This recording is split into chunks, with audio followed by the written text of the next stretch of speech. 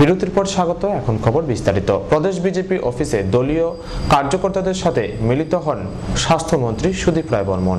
প্রদেশ BJP অফিসে দলীয় কার্যকর্তাদের সাথে মিলিত হন স্বাস্থ্যমন্ত্রী সুদীপ রায় বর্মন। দলীয় কর্মীদের অভাব, অভিযোগ ও বিভিন্ন সমস্যার কথা শুনেন তিনি। দলীয় সিদ্ধান্ত মোতাবেক সপ্তাহে 2 দিন প্রদেশ কার্যালয়ে পালা করে মন্ত্রীদের আসতে হবে। কর্মকর্তাদের সঙ্গে কথাবার্তা বলা, রাজ্যের মানুষের মঙ্গলার্থে তাদের মতামত শোনা, ব্যক্তিগত সমস্যা দূর করা, প্রয়োজনীয় সরকারের তরফে যা যা করার সেগুলি করা হবে বলে জানান মন্ত্রী সুদীপ রায় বর্মন। আমাদের দলীয় একটা সিদ্ধান্ত হয়েছে এবং আমাদের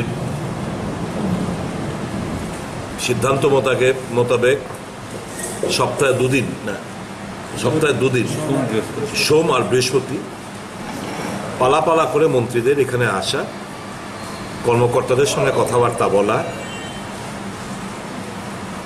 রাজ্যের মানুষের মঙ্গলার্থে তাদের অ্যাডভাইস, তাদের মতামত শোনা, কারোর কোনো ব্যক্তিগত প্রবলেম এগুলো মিটিগেট করা, এগুলোর জন্য আজকে এখানে আমার আসা। আজকে বৃহস্পতিবার আমার পালা ছিল, আজকে 12টা থেকে 2টো। তো ওয়েদারটা একটু খারাপ থাকাতে আজকে একটু ভিড়টা খানিকটা কম হয়েছে। তারপরেও যারা যারা এসছেন তাদের বক্তব্য শুনেছি, শুনে প্রয়োজনীয় যা যা করার সরকারের তরফ থেকে সেগুলো আমরা তাদের প্রবলেমগুলো যাতে সর্ট আউট করতে পারি।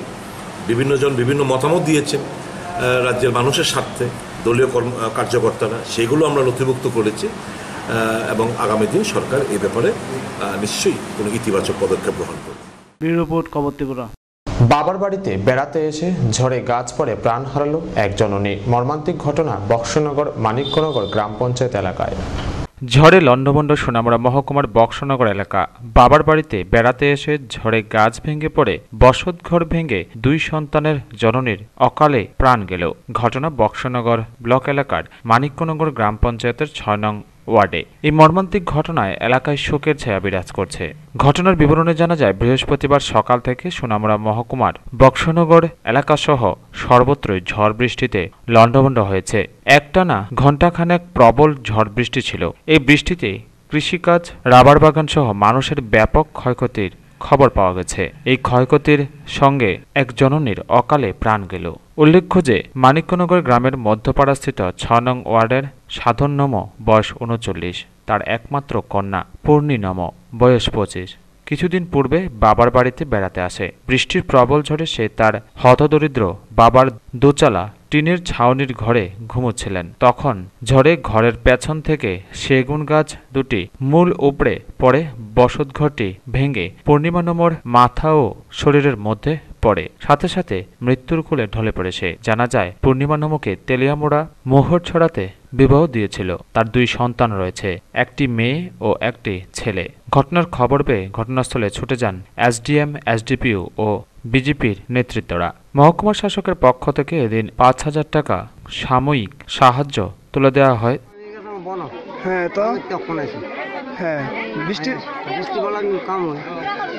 আপনি কি দেখছেন? মারা গেছে যে কি লাগে আপনার? বয়স কত হইব এর? কত 20-18 বছর।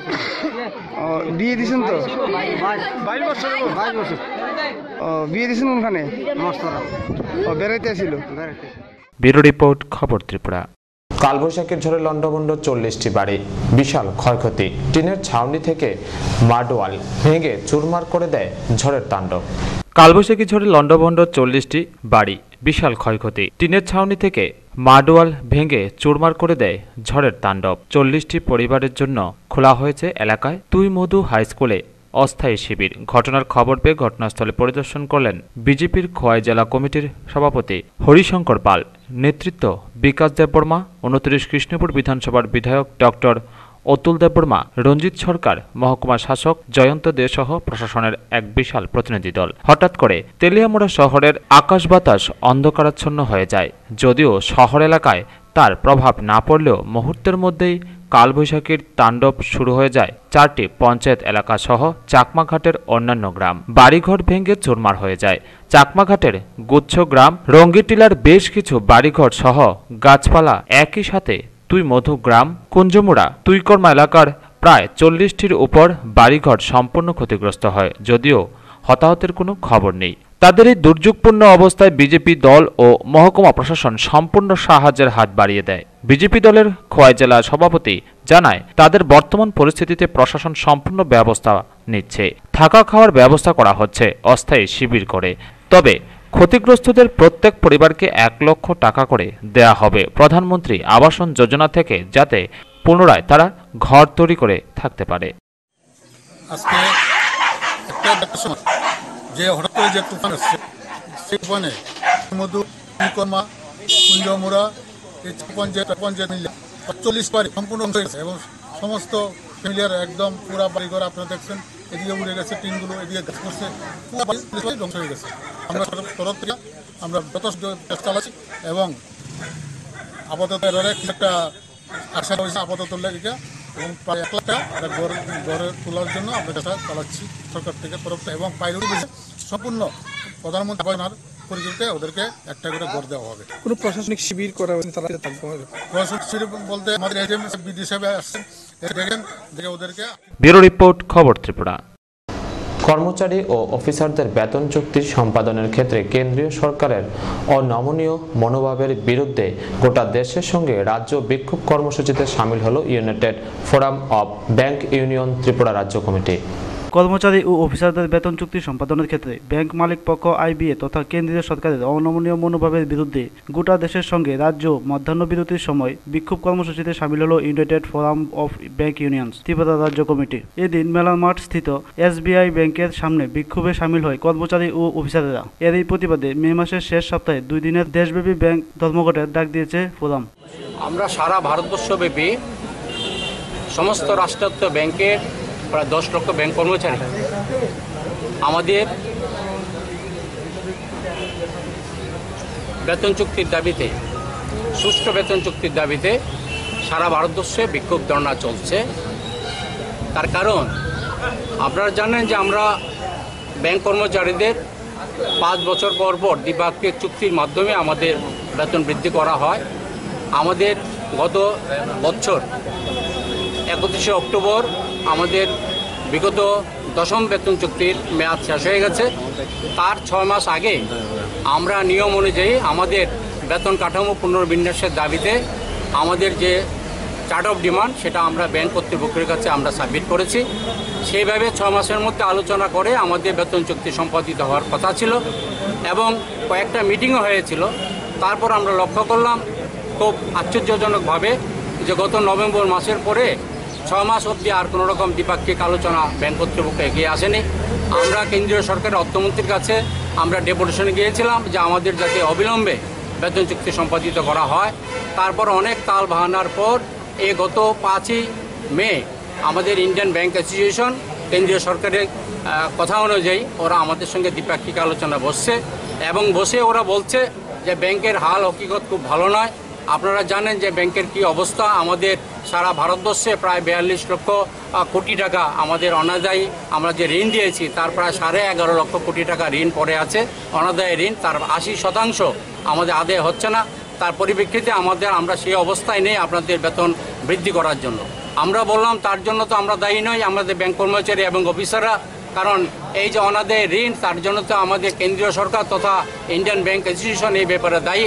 যাদের মালিকপক্ষ দায়ী, তাদেরকে যেভাবে ঋণ দেওয়া হয়েছে তাদের কাছ থেকে ঋণ আদায় করার জন্য তাদের আমাদের যে ফৌজদারি আইন রয়েছে ভারতবর্ষে, সে আইনের মাধ্যমে তাদের সম্পত্তি প্রয়োগ করা যায় এবং আমাদের এই যে সারা ভারতবর্ষে কোটি কোটি লোকের যে জমাকৃত টাকা, সেই টাকা থেকে ওরা লুটে পুটে নিয়ে যাচ্ছে।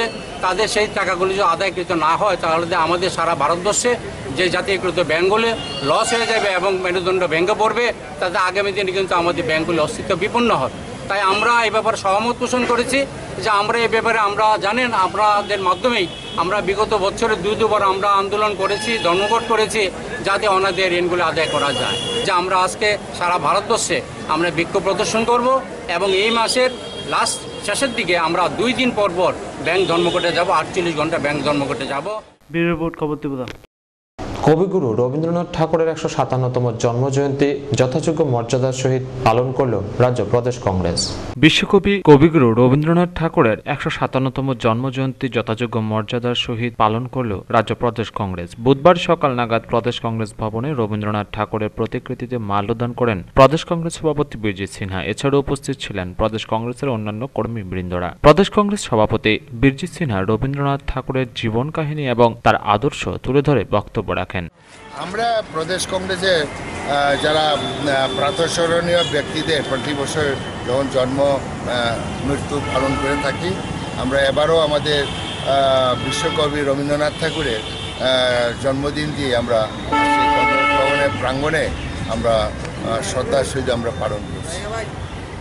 এবং রবীন্দ্রনাথ ঠাকুরও দেশের ঐক্য সংহতির জন্য অনেক লেখালেখি করে গেছেন, অনেক চেষ্টা করেছেন স্বাধীনতার আগে, এবং এই স্বাধীন ভারতবর্ষকে এখন ঐক্যবদ্ধ রাখার জন্য রবীন্দ্রনাথ ঠাকুর যে কবিতা লিখে গেছেন দেশের সংহতির জন্য, জাতিদের মধ্যে ঐক্যবদ্ধ রাখার জন্য আমরা আজকে এই দিনটি শ্রদ্ধার সহিত স্মরণ করছি। ব্যুরো রিপোর্ট, খবর ত্রিপুরা।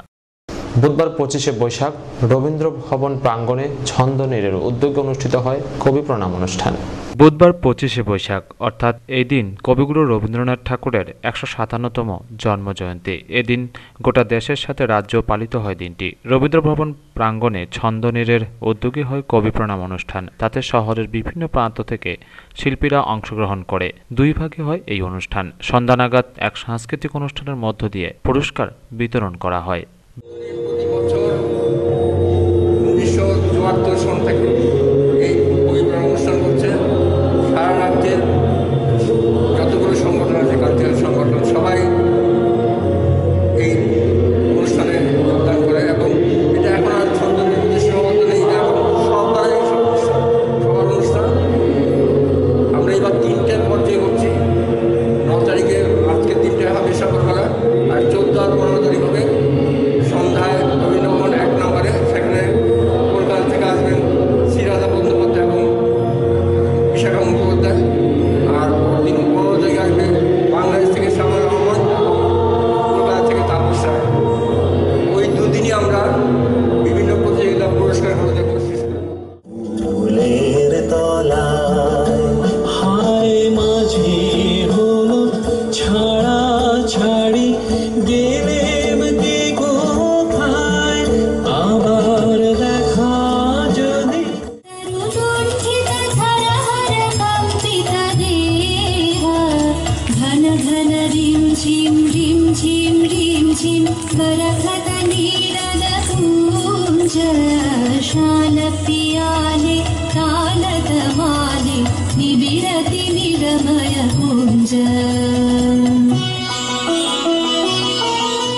ব্যুরো রিপোর্ট, খবর ত্রিপুরা। বুধবার আগরতলা রবীন্দ্র শতবার্ষিকী ভবনে রবীন্দ্র জন্মজয়ন্তীর সূচনা করেন মন্ত্রী শান্তনা চাকমা। যোগ্যতা সম্পন্নদের সম্মান জানায় বিজেপি সরকার। রবীন্দ্রনাথ ঠাকুরের সৃষ্টি থেকে অর্জিত গান বাস্তব জীবনে কার্যকর করতে হবে। তার আদর্শে এগোতে পারলেই এ রাজ্যের ভবিষ্যৎ প্রজন্মের আরও উন্নতি হবে। বুধবার বিদ্যালয় শিক্ষা দপ্তর আয়োজিত 157তম রবীন্দ্র জন্মজয়ন্তীর সূচনা করে এই কথা বলেন সমাজ কল্যাণ ও সমাজ শিক্ষা দপ্তরের মন্ত্রী শান্তনা চাকমা। আজকে এই দিনটি আমি ব্যক্তিগতভাবে মনে করছি এটা একটা আজকের দিনটা স্পেশাল আমি মনে করি। কেননা এই ধরনের যে আয়োজন আমি কখনো কোনো জায়গাতেই পার্টিসিপেট করিনি, এবং আজকে এই দিনে যারা আজকে রবীন্দ্র পুরস্কার 2018-এ যারা আজকে পুরস্কার পেয়েছেন ওনাদের আমি শ্রদ্ধা জানাই এবং নমস্কার জানাই।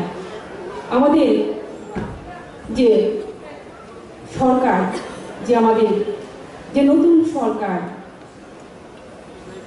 আমরা সবসময় যারা কোয়ালিটি যোগ্যতা সম্পন্ন তাদেরকে আমরা রেসপেক্ট করি। তো আমি কেননা আজকে যারা উপস্থিত আছেন আমি মনে করি সবাই জানেন যে আজকের দিনটি কি গুরুত্ব, তো আমি অনেকেই ডিসকাস করেছেন, সেদিকে আমি যাচ্ছি না। আমি এই আজকের দিনে যারা আজকে স্টুডেন্ট আছেন তাদের উদ্দেশ্যে এটাই বলবো, আমরা বিভিন্ন ধরনের জ্ঞান লাভ করি, তার পাশাপাশি আমাদের যে রবীন্দ্রনাথ ঠাকুর ওনার যে কতটুকু গুরুত্বপূর্ণ সেই যে জ্ঞান, ওনার যে জ্ঞান সেটুকু যাতে আমরা অর্জন করি, কেননা আমাদেরকে ওনার যে আদর্শ, ওনাকে আমরা ওনার আদর্শকে লক্ষ্য রেখে আমরা যদি এগিয়ে যাই, তাহলে আমাদের ত্রিপুরা রাজ্যে আমাদের যেটুকু আমরা ডেভেলপমেন্ট হচ্ছে, বাচ্চাদের আরও বেশি আমাদের বাচ্চারা এগিয়ে যাবে আমি বলে মনে করি। রবীন্দ্র শতবার্ষিকী ভবনে হয় এই অনুষ্ঠান। উপস্থিত ছিলেন ত্রিপুরা বিশ্ববিদ্যালয়ের প্রাক্তন উপাচার্য অরুণোদয় সাহা সহ অন্যান্যরা। ব্যুরো রিপোর্ট, খবর ত্রিপুরা। সরকার ও দলের মধ্যে সমন্বয় সাধনে ত্রিপুরা রাজ্যের সংগঠন এবং সরকারকে পাশাপাশি চালানোর বিষয়ে গঠিত হয়েছে 5 সদস্যের এক কমিটি। সংবাদ সম্মেলনে উক্ত বিষয়ে বিস্তারিত জানান বিজেপি রাজ্য সম্পাদিকা প্রতিমা ভৌমিক। মঙ্গলবার রাজ্যের মুখ্যমন্ত্রী তথা প্রদেশ সভাপতি বিপ্লব দেবের সঙ্গে বৈঠক হয়। বৈঠকের উদ্দেশ্য হল বিজেপি আইপিএফটি যে সরকার চলছে সেই সরকারের মধ্যে সমন্বয় সাধন করা যায়। বৈঠকে 5 সদস্যের কমিটি ঘোষণা করা হয়েছে। উপমুখ্যমন্ত্রী জিষ্ণু দেববর্মন, আইপিএফটি থেকে এনসি দেববর্মা, মেবার কুমার জমাতিয়া সহ বিজেপির রাজ্য সম্পাদিকা এবং সম্পাদক এই কমিটিতে রয়েছে। সরকার ও দলের মধ্যে সমন্বয় করে এবং জোটের মধ্যে কি করে সমন্বয় সাধন করে ত্রিপুরা রাজ্যের সংগঠন এবং সরকারকে পাশাপাশি চালানো যায় তার জন্য এই কমিটি গঠন করা হয়েছে। বুধবার বিজেপি রাজ্য দপ্তরে সাংবাদিক সম্মেলন করে এই বিষয়ে জানান বিজেপির রাজ্য সম্পাদিকা প্রতিমা ভৌমিক। এডিসি এখনো কমিউনিস্টদের হাতে, এডিসির মধ্যে কাজকর্ম স্তব্ধ করে দিয়েছে বলে মন্তব্য করেন তিনি। পরিকল্পনা মাফিক তা করা হয়েছে, তাই জোটবদ্ধ হয়ে আন্দোলন শুরু করতে চলেছে বিজেপি। সরকারি জায়গায় দখলমুক্ত করার উদ্যোগকেও সাধুবাদ জানান তিনি। এদিন তিনি পূর্বের ক্ষমতাসীন দল সম্পূর্ণ রাষ্ট্রবিরোধী সরকার, দেশবিরোধী এবং রাজ্যের উন্নয়নের পরিপন্থী ছিল বলে কটাক্ষ করে বলেন, গতকালকে আমাদের সিএম এর সঙ্গে বৈঠক হয়েছে। সিএম কাম আমাদের সভাপতি। বৈঠকের উদ্দেশ্য হচ্ছে বিজেপি আইপিএফটি জোটের যে সরকার চলছে সেই সরকারের মধ্যে সমন্বয় সাধন এবং দল এবং সরকারের মধ্যে এবং জোটের মধ্যেও যাতে সমন্বয় সাধন করা যায়। গতকালকে রাতে আমাদের বৈঠকে 5 সদস্যের আমরা কমিটি ঘোষণা করেছি। আমাদের মুখ্যমন্ত্রী ঘোষণা করেছেন। আদরণীয় জিষ্ণু দেববর্মা, এটার মধ্যে সবাই মেম্বার, কেউ চেয়ারম্যান নেই। আদরণীয় জিষ্ণু দেববর্মা, এনসি দেববর্মন মহোদয় আইপিএফটি থেকে, মেবার কুমার জমাতিয়া মন্ত্রী আইপিএফটি থেকে, আর ভারতীয় জনতা পার্টি থেকে আমরা সাধারণ সম্পাদিকা আমি নিজে এবং রাজীব ভট্টাচার্য। সরকার এবং দলের মধ্যে সমন্বয় এবং জোটের মধ্যে সমন্বয় সাধন করে আগামী দিন ত্রিপুরা রাজ্যে কীভাবে সংগঠনকে এবং সরকারকে পাশাপাশি চালানো যায় তার জন্য সেই কমিটি হয়েছে। প্রথম পদক্ষেপ আগামীকালকে আমরা এডিসিতে যে 2 মাস হয়েছে সরকার, কিন্তু এডিসির বৃহত্তর স্বার্থকে মানে যারা কমিউনিস্টে রয়েছেন, এডিসি এখন কমিউনিস্টদের হাতে, তারা সেটাতে এডিসিটার মধ্যে যে কাজকর্ম সেটাকে স্তব্ধ করে দিয়েছে। গ্রামে গঞ্জে পাহাড়ে যাতে কাজকে স্তব্ধ করে দেওয়া যায় তার জন্য পরিকল্পনা মাফিক সেটা করছেন। তাই আমরা জোটভাবে একত্রিত হয়ে আমরা সেটার জন্য একটা আন্দোলন আগামীকালকে থেকে আমরা শুরু করছি। 2 নম্বর হচ্ছে আমাদের সরকার আসার আগে আমরা প্রতিশ্রুতি দিয়েছিলাম, আমাদের সভাপতি দিয়েছিলেন বিপ্লব দা, যে দেওঘরের যে এক্সপ্রেসটা সেটা চালু হবে প্রতি সপ্তাহ। তার জন্য আমাদের মুখ্যমন্ত্রীকে আমরা ধন্যবাদ জানাই, কেন্দ্রীয় সরকারকেও আমরা ধন্যবাদ জ্ঞাপন করছি। এবং একটা জিনিস আপনারা লক্ষ্য করবেন যে আমরা যিনি মাস্টার ক্লিন হিসেবে পরিচিত ছিলেন ত্রিপুরা রাজ্যে, ক্লিন ইমেজ, তার থেকে ভালো মানুষ আর কেউ নেই ত্রিপুরা রাজ্যে। অবৈধ পার্টি অফিস ভাঙার পরে মিস্টার ক্লিন হাজির হয়ে গেছে। সেটা কিসের ইঙ্গিত? অবৈধ জায়গায় কে জবরদখল করে? নিশ্চয় কোনো ভদ্র সমাজ সেই কোনো জায়গাকে বেদখল মানে অবৈধভাবে দখল করে না। অবৈধভাবে দখল করা জায়গাকে যখন সেই ঘরকে যখন ভাঙা হয়েছে, জায়গাকে তো যখন মানুষের জন্য উন্মুক্ত করা হচ্ছে, অবৈধ দখলকে যখন মুক্ত করছে সরকার, তখন মিস্টার ক্লিন গিয়ে দলবল নিয়ে হাজির হয়েছে। বিগত দিনে আমরা দেখেছি ত্রিপুরা রাজ্যের মানুষ মারা গেলে উনি যেতেন না। ওটা থেকে প্রমাণিত হয় ওই যে তারা ছিল এবং দলটা টোটালি রাষ্ট্র বিরোধী একটা সরকার, দেশ বিরোধী এবং রাজ্যের উন্নয়নের পরিপন্থী এখনো তাদের সেই চিন্তাধারা রয়েছে। আরো অবাক লাগে, বিএমএস এর পার্টি অফিস ভেঙেছে সেটা দেখতে চলে গেছেন ওরা। এটা বিএমএস এর একটা পার্টি অফিস। আমরা চাই না সে সরকারের যে কাজগুলি করছে সেই জায়গাতে সুন্দরভাবে কাজ চলুক এবং বাধা সৃষ্টি হোক। যেই জায়গাতে পার্টি অফিস থাকবে, যে জায়গাতে অবৈধ দখল থাকবে, সে যে কোনো রাজনৈতিক দলের হোক, সেগুলি যাতে মুক্ত করা হয়। সরকারের যে পদক্ষেপ সেটাকে আমরা সাধুবাদ জানাই। ব্যুরো রিপোর্ট, খবর ত্রিপুরা। বুধবার জনতার দরবারে এক অসুস্থ শিশু কন্যাকে নিয়ে মুখ্যমন্ত্রীর দ্বারস্থ হয় এক দম্পতি। দীর্ঘদিন বাদে বুধবার জনতার দরবারে বসলেন মুখ্যমন্ত্রী বিপ্লব কুমার দেব। বুধবার মুখ্যমন্ত্রীর সরকারি আবাসে বসে এই জনতার দরবার। এদিন একে একে সকল জনগণ নিজ নিজ সমস্যার কথা তুলে ধরেন মুখ্যমন্ত্রীর কাছে। এর মধ্যে অসুস্থ এক শিশুকন্যাকে নিয়ে মুখ্যমন্ত্রীর দ্বারস্থ হয় এক দম্পতি। ওই দম্পতি তাদের সাথে এক চিকিৎসক গত 6 মাস ধরে প্রতারণা করছে বলে তার বিবরণ তুলে ধরেন মুখ্যমন্ত্রীর কাছে। মন্ত্রীর কাছে সাহায্য নিতে আজ থেকে 11/11/2017 আসলাম আগরতলাতে জিবি হসপিটালে। তখন ফোনে সুপার স্যার আমাদের এখান থেকে রেফার দিন শুধু ছুটির কাগজ দিয়া আর গুয়াহাটিতে আমাদের নেতালতে পাঠিয়ে দিয়েছে। বুঝলেন যে উনি ওর চিকিৎসা করতে পারতেন। এখন 6 মাস পরে আমরা উতি বাড়িঘর বন্ধ দিয়ে সব কিছু শেষ করে দিচ্ছি। বাচ্চারা লইয়া এসে চিকিৎসা করাতে এখন ফোনে সরকার স্যার এখন টাইম করতে পারবো। আগে 6 মাস আগে যেতেও করতে পারতেন, তাহলে আমরা তো এতটুকু ক্ষতিপূরণ হইতো না বা রাস্তাটাই নামতাম না। তাহলে 6 মাস পরে কেন করতে পারতেন? এই হলো কারণ ছুটির কাগজ চাই ঠিকানা দিয়েছে কিন্তু রেফার দিন। আজকে আমার কাছে একটা রেফার নেওয়া চাইছে, আর্থিক সাহায্য নেবে, আমার রেফার দিতে চাই না। যদি কেন অপারেশন হয় আমরা যা ক্ষতিপূরণ গেছে তাই নিটা দিতে হইব। আমরা যা খুয়াইছি সরকার স্যার তাই আমরা এখান থেকে ফাটাইছেন, তাইনের পক্ষে এই বাচ্চার অপারেশন করা সম্ভব না, চিকিৎসা করা সম্ভব না। হাতে দিতে চাই না, তাড়াতাড়ি লইয়া যাবো। আমরা ন্যাশনাল গুয়াহাটি নেতা বিগবুরুয়া ফাটাইছেন, এখানেও কি আমরা সব কিছু খুয়াইছি। প্রায় 2-2.5 লাখ টাকার মতো বাচ্চার তলে গেছে কি আমরা। ব্যুরো রিপোর্ট, খবর ত্রিপুরা। খোয়াইতে অল্টো গাড়িতে তল্লাশি চালিয়ে উদ্ধার 386 বোতল ফেন্সিডিল, চালক পলাতক।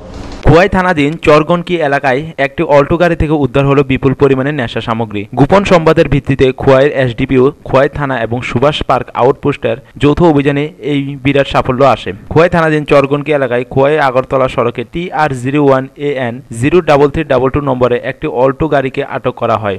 এই অভিযানের নেতৃত্ব দেন এসডিপিও রঙ্গদুলাল দেববর্মা, খোয়াই থানা ওসি সুরেশ ভট্টাচার্য, সুভাষ পার্ক আউটপোস্টের ওসি স্বপন দাস ও এএসআই সুমন দে সহ বিশাল পুলিশ বাহিনী। আটক করা অল্টো গাড়ি থেকে উদ্ধার হয় 386 বোতল ফেন্সিডিল। এসপি কৃষ্ণেন্দু চক্রবর্তী মিডিয়াকে জানান, নেশা বিরোধী অভিযান গোটা রাজ্য জুড়ে চলছে। সেই লক্ষ্যে খোয়াইতে নেশা বিরোধী অভিযান অব্যাহত রয়েছে। আমরা যেটা গত লাস্ট এপ্রিল মাস থেকে আমরা বিশেষ উদ্যোগ শুরু করেছি। ত্রিপুরায় শুরু হয়েছে এবং খোয়াই ডিস্ট্রিক্টেও আমরা বিশেষ উদ্যোগ শুরু করেছি যাতে নেশামুক্ত এই ধরনের কন্ট্রাব্যান্ড আইটেমস যেগুলো আছে সেগুলোকে যেভাবেই হোক উৎপাদিত করার জন্যে এই জেলা থেকে। বুধবার গোপন সূত্রের খবরের ভিত্তিতে খোয়াই চরগনকিতে উৎপেতে বসেছিল পুলিশ। খবর ছিল আগরতলা থেকে একটি অল্টো গাড়ি করে ফেন্সিডিল আসছিল খোয়াইয়ের দিকে। সম্ভবত এগুলি খোয়াই হয়ে বাছাইবাড়ি, আসারামবাড়ি হয়ে চলে যায় কমলপুরের দিকে। খোয়াইয়ের এসডিপিওর কাছে প্রথমেই গোপন সংবাদটি আসে। খবর পাওয়া মাত্র খোয়াইয়ের বিভিন্ন স্থানে পুলিশ উৎপেতে বসে। পদ্মবিল হয়ে খোয়াইয়ের দিকে আসার পথে অল্টো গাড়িটিকে আটক করা হয়, কিন্তু মুহূর্তে গাড়ির চালক পালিয়ে যায়। কিন্তু গাড়িটিতে তল্লাশি চালিয়ে PHP 7077 এবং PHP 7051 দুটি বেচে 386 বোতল ফেন্সিডিল উদ্ধার করে পুলিশ। আটক করা অল্টো গাড়ি সহ নেশা সামগ্রী খোয়াই থানায় নিয়ে আসা হয়। এদিকে খোয়াই থানা ওসি জানান, খুব শীঘ্রই অল্টো গাড়ির সূত্র ধরেই ফেন্সিডিলের মতো নেশা সামগ্রীর এই র্যাকেটের পর্দা ফাঁস করতে উদ্যোগী পুলিশ। আমাদের সাব ইন্সপেক্টর সম্বন্ধে উনি মোবাইলে ছিলেন, তখন উনি একটা ইনফরমেশন পান এবং সেই মোতাবেক একটা লাল অল্টো গাড়ি এটাকে চেস করার পর যখন ওই গাড়ি দেখতে পায় কি আর পালিয়ে যাওয়ার কোনো ইয়ে নেই, তখন চরগনকিতে গাড়ি ফেলে ড্রাইভার পালিয়ে যায় এবং ওই গাড়িতে তারপর এক্সিকিউটিভ ম্যাজিস্ট্রেট ডেকে সমস্ত ফর্মালিটিস করে আমরা 386 বোতল ফেন্সিডিল উদ্ধার করি এবং সিজ করা হয় এবং এই সংস্রবে এনডিপিএস রুলস এবং আইন মেনে একটা এফআইআর আমরা নিচ্ছি এবং এই সম্বন্ধে সিজারটা করেন এবং সমস্ত ফর্মালিটিস যে আছে এগুলো ফলো আপ করে করা হয়। তো এই গাড়ি তো আমরা পেয়েছি TR01AN0322, ওই গাড়ির সূত্র ধরেই এই পুরো যে কালপ্রিট এবং র্যাকেট আমরা ক্র্যাক করার চেষ্টা করি। ব্যুরো রিপোর্ট, খবর ত্রিপুরা।